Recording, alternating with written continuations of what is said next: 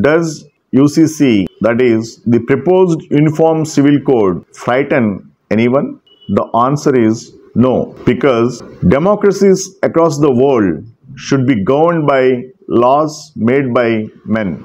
A Uniform Civil Code, that is UCC, is an essential part of Article 44 of the Constitution.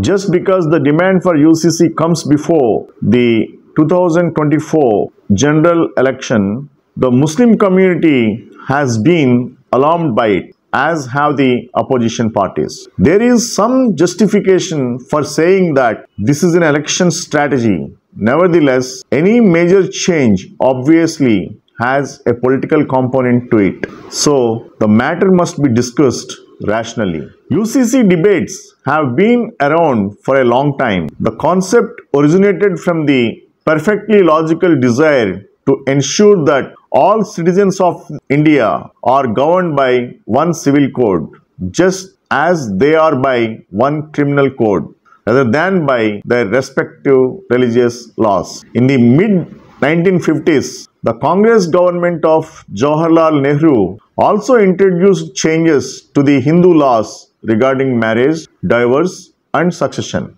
Nevertheless, religious minorities were allowed to retain their personal laws in order to reassure the minorities, primarily the Muslims, that India was not a majoritarian state. Ironically, they were not subject to the criminal laws of their faith. In such a case, a simple theft would have been resulted in different punishments for Hindus and Muslims. Had the criminal law been different for Hindus and Muslims, for a simple theft, Hindus would face a 6-month simple imprisonment and a Muslim will face the punishment of chopping off his hand. But the equity has made both of them equal under the Indian criminal law.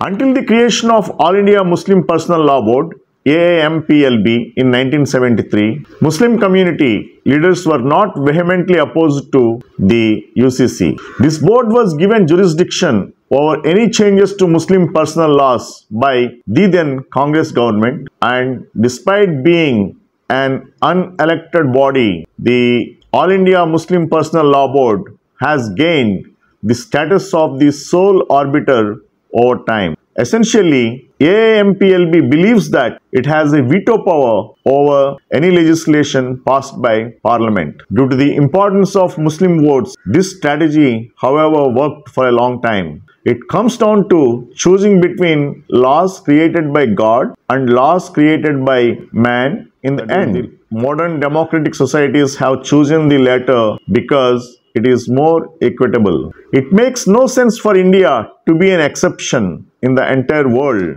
It must be asked, though, whether a UCC cannot be put on hold until the Muslim community is ready to move away from the religious dispensation that governs it today. The divorce laws have already been reformed, so there is no legal urgency per se for UCC at this point of time. However, there is a tremendous need and urgency for dismantling of the All India Muslim Personal Law Board, AIMPLB, and that should be the first step towards a UCC. While AIMPLB is a private organization with no powers, but over a period of time, it has acquired a great deal of influence through political parties that cater to Muslim voters. To check whether religious minorities are required to follow the country's secular personal laws, it may be worthwhile to study the law and practices in other countries where there are large number of religious minorities. It is also worthwhile to make the Indian minorities to think of the uniform civil code that is prevailing in Western countries, where all religions are of equal status, whether it is criminal law or it is personal laws or it is civil laws. If that factor is considered by the secular democratic Indians, then UCC may be the best fitment at this point of time for the Indian nation. Hope the information is useful to you all. Thank you very much for your patient hearing.